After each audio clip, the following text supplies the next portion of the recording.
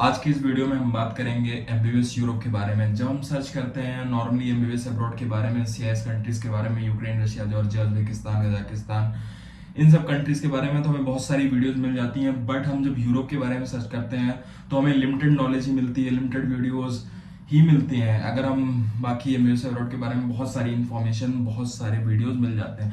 तो मैं एक सीरीज स्टार्ट कर रहा हूँ जिसमें अलग अलग कंट्रीज के बारे में, यूरोप के कंट्रीज के बारे में, for work, for MBBS abroad and for other courses also I will make separate videos. So आज ये मतलब जस्ट इंट्रोडक्टरी वीडियो है MBBS अब्रॉड के बारे में और यूरोप के बारे में। तो आज इस वीडियो में बहुत ही बेसिक से स्टार्ट करेंगे कि यूरोप, शेंगेन, ये सारी चीजें क्या है। मतलब मोस्ट ऑफ द लोगों को पता होंगी कि यूरोप एक किसी दूसरे कॉन्टिनेंट की तरह एक कॉन्टिनेंट है जिसमें बहुत सारी कंट्रीज हैं। इसमें एक शेंगेन पार्ट भी है जो कि 26 कंट्री को कंबाइन करके शेंगेन कंट्रीज बोलते हैं उनको। इसमें 26 कंट्रीज हैं जैसे कि जर्मनी, पोलैंड एक्सेट्रा। इसमें बाकी 26 कंट्री मैं यहाँ पर डिस्प्ले कर दूंगा, कंट्रीज के नाम आप देख सकते हो जो भी शेंगेन का पार्ट है। अब वो शेंगेन क्या है? शेंगेन एक ग्रुप है जो कि डेवलपमेंट बेसिस पे किया जाता है कि जो भी कंट्री यूरोप में ज्यादा डेवलप है, उनकी टेक्नोलॉजी अच्छी, उनका एजुकेशन अच्छा, उनको शेंगेन पार्ट में कंसिडर किया जाता है। तो ऑब्वियसली यहाँ पर जो भी आपकी सैलरी होगी, जो भी आपका एजुकेशन का कॉस्ट होगा, कॉस्ट ऑफ लिविंग, ये हाइयर होगा in compare to other European country. ऐसा नहीं है कि यूरोप में बाकी कंट्री जो है वहां पर वे ऑफ एजुकेशन, वहां पर सैलरी बहुत कम है, बट ऑब्वियसली शेंगेन कंट्री से कम है। बेनिफिट्स की बात कर लेता हूँ। एज अ इंडियन हमें क्या बेनिफिट मिलेगा अगर हम यूरोप में जाके वर्क करते हैं, स्टडी करते हैं, और तो हमें क्या बेनिफिट मिलेगा other than other Asian countries या Russia, Georgia, ex Soviet countries, CIS countries, इनसे क्या डिफरेंस है? देखो, यूरोप में ऑब्वियसली बेनिफिट तो इन कंट्रीज से ज्यादा है। शेंगेन वीजा ज्यादा वैल्यूएबल है, तो एज सच अदर वीजास, अगर आपके पास शेंगेन वीजा है तो आप 26 कंट्री यूरोप में पूरे ट्रेवल कर सकते हो विदाउट एनी रिस्ट्रिक्शन। और अगर आपके पासपोर्ट पे एक बार शेंगेन वीजा लग गया तो आपको बाकी कंट्री जैसे US, UK, Australia, New Zealand, Canada, इन सारे कंट्रीज के वीजा मिलना बहुत इजी हो जाता है। और एज एन एशियन अगर आपके पास टैलेंट है, आपके पास एजुकेशन है, तो आप यूरोप में वर्क करने जा रहे हो तो बहुत सारी अपॉर्चुनिटीज हैं। विदाउट टैलेंट आप जा रहे हो, विदाउट एजुकेशन जा रहे हो, तो ऑब्वियसली आपको रेसिज्म फेस करना पड़ेगा। फिर आप कहोगे कि इंडियन की रिस्पेक्ट नहीं करते, बट आपके पास, आप स्किल्ड हो, आप टैलेंटेड हो, आपके पास एजुकेशन है, तो यूरोप में आपके लिए बहुत सारी अपॉर्चुनिटीज हैं वर्क करने के लिए भी, एजुकेशन के लिए भी, स्कॉलर फील्ड में भी बहुत सारी आपके पास अपॉर्चुनिटीज हैं। रीजन भी बता दूं, क्योंकि यूरोपियन कंट्री के जो कि लोकल लोग हैं वहां पर, वो जैसे कि हम इंडियंस मूव होना चाहते हैं डेवलप्ड कंट्री में, तो यूरोपियन भी मूव होना चाहते हैं अपने से डेवलप कंट्री में। तो यूरोप से डेवलप कंट्री हो गई, यूके हो गया, यूएस हो गया, कनाडा हो गया, न्यूजीलैंड, ऑस्ट्रेलिया, यहाँ लोग मूव होना चाहते हैं। तो ये लोग वहां पर मूव हो रहे हैं, तो ऑब्वियसली वहां पर वैकेंसी खाली हो रही है, वर्क अपॉर्चुनिटीज हो रही हैं।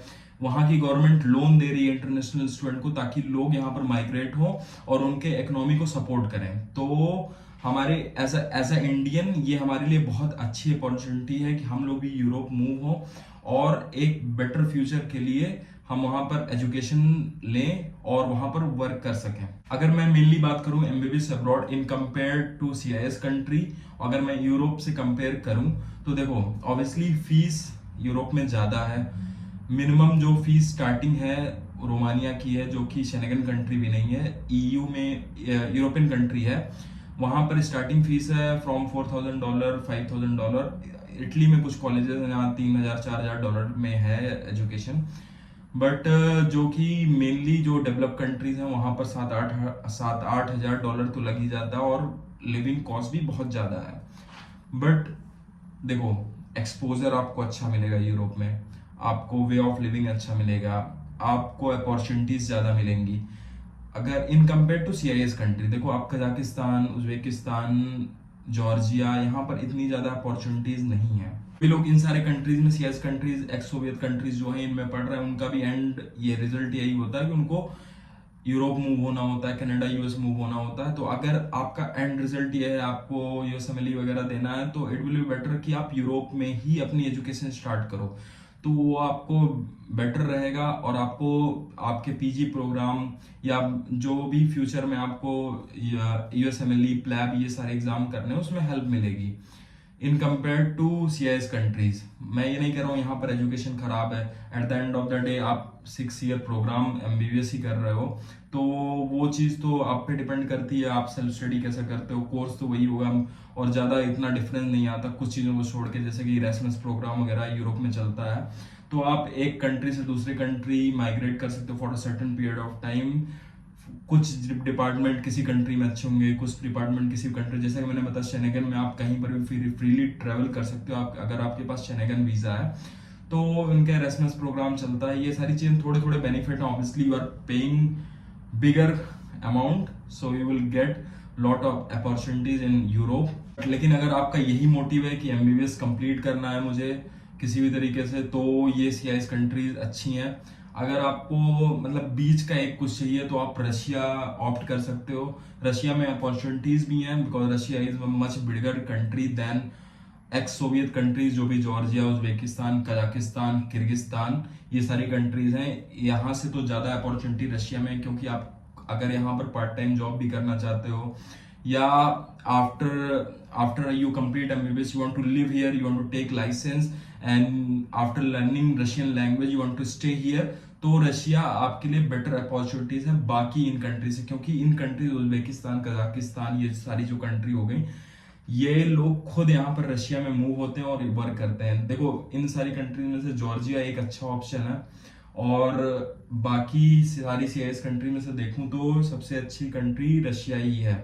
अगर आप यूरोप से कंपेयर करोगे तो रशिया की एक दो सिटी कंपेयर कर सकते हो, जैसे कि मॉस्को, पीटर्सबर्ग हो गई, ये एक दो सिटीज हैं, जैसे कि रोस्टोव भी अच्छी सिटी है। कुछ 3-4 सिटी मैं रख सकता हूँ जो कि यूरोप के कंपेयर में है, कंपैरिजन कर सकते हैं। आई विल नॉट से कि ये ऊपर है उनसे। मॉस्को ही एक ऐसी सिटी है रशिया की जो कि हाँ कंपेयर कर सकता हूँ मैं, जैसे पोलैंड के वॉर्सो से कंपेयर कर सकता हूँ। कैच है, देखो अगर आप मॉस्को में पढ़ते हो, पीटर्सबर्ग में पढ़ते हो, तो वहाँ की भी फीस अगर मैं कंपेयर करूँ पोलैंड से, जर्मनी से, इटली से, तो फीस राउंड ऑफ उतनी पड़ती है। मॉस्को में भी स्टार्टिंग जो फीस है MBBS की $8,000, $10,000, और लिविंग कॉस्ट भी $400-500 तो है ही। यही सेम कॉस्ट आपको पोलैंड में भी पड़ेगा, जर्मनी में भी पड़ेगा, इटली में भी पड़ेगा, तो यही सेम कॉस्ट है, तो इतना ज़्यादा डिफरेंस नहीं है। तो बहुत सारे लोग का ये भी क्वेश्चन रहता है कि जो कंट्री शेंगेन का पार्ट नहीं है क्या वो एकदम खराब ही है? यूरोप में जो कंट्रीज हैं जैसे कि बैल्कन हो गई, जैसे कि सर्बिया हो गया, जैसे कि बोस्निया हो गया, मोल्दोवा हो गया, तो देखो इनमें से 90% कंट्री तो अभी वो शेंगेन का पार्ट बनना चाहते हैं, EU का पार्ट बनना चाहते हैं, तो वो अपने पूरे कंपटीशन में लगे हुए हैं। सारी कंट्री जो शेंगेन है अपना एजुकेशन लेवल अप कर रहे हैं, अपना इंफ्रास्ट्रक्चर बढ़ा रहे हैं ताकि वो भी शेंगेन का पार्ट हो सके।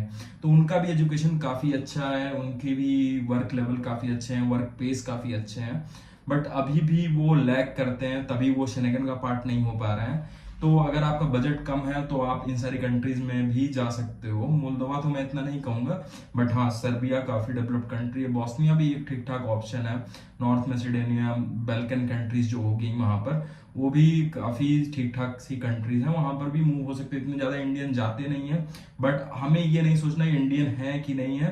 देखो हमें बस ये मोटिव रखना है कंट्री का क्राइम रेट कैसा है, कंट्री कैसी है, वहाँ का एजुकेशन सिस्टम कैसा, वहाँ की गवर्नमेंट कैसी है। हमें ये भी ध्यान रखना है कि देखो चाहे यूरोप हो चाहे कि CIS कंट्रीज जो भी हैं, यहाँ पर मेन लैंग्वेज इनकी इंग्लिश नहीं है, इनकी मेन लैंग्वेज इनकी अपनी खुद की ही लैंग्वेज है। जैसे कि यूरोप में अलग अलग कंट्री में, पोलैंड में पॉलिश बोली जाती है, जर्मनी में जर्मन, और CIS कंट्रीज में मोस्टली रशियन चलती है।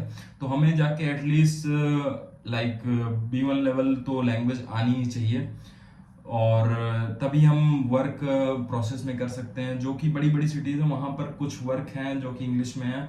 अगर लैंग्वेज हम कंपेयर करें तो ऑब्वियसली यूरोप को मैं अपर हैंड दूंगा कि वहाँ पर इंग्लिश ज़्यादा बोली जाती है, और वहाँ पर ब्रिटिश प्रोग्राम भी बहुत ज़्यादा है। US से जैसे एफिलिएशन है उनका, UK से एफिलिएशन है, तो ऑब्वियसली वहाँ पर इंग्लिश टीचर्स ज़्यादा हैं, वहाँ पर एफिलिएशन ज़्यादा है in compare to Russia. But Russia में भी और यूरोप में भी जो टीचर इंग्लिश टीच करते हैं उनको एक एग्जाम के थ्रू जाना पड़ता है, एक मिनिमम वहाँ का रिक्वायरमेंट होता है कि हाँ इतनी तो इंग्लिश आनी चाहिए जो टीचर्स आपको टीच करेंगे इंग्लिश प्रोग्राम में। तो एज सच बहुत सिग्निफिकेंट डिफरेंस तो नहीं देखने को मिलेगा, बट अगर मैं लाइक रेटिंग पे जाऊं तो ऑब्वियसली मैं यूरोप को ज़्यादा अच्छा रेट करूंगा, जो कि अभी तक मैंने लोगों से पूछा है और देखा है। ये वीडियो तो चलो बस ऐसे बेसिक बेसिक था कि हाँ मैं लोगों को इस चीज़ के बारे में बता पाऊँ, क्या डिफरेंस है क्या नहीं डिफरेंस है, क्या अपॉर्चुनिटीज़ हैं। इसके बाद मैं स्टार्ट करूंगा ये एक सीरीज स्टार्ट करूंगा जिसमें कि मैं अलग अलग कंट्री में अलग अलग अपॉर्चुनिटीज बताऊंगा, अलग अलग वहाँ पर जो कॉलेजेस हैं उनके बारे में आपको बताऊंगा, ताकि लोगों को पता चल सके कि हाँ किस कॉलेज में कितनी फीस है, क्या क्या वहाँ पर प्रोग्राम्स हैं, क्या चीज अलग है बाकी जगह से, वो एक तरीके से कंपेयर कर सकें before taking their decision. That's it for the video, see you in the next video.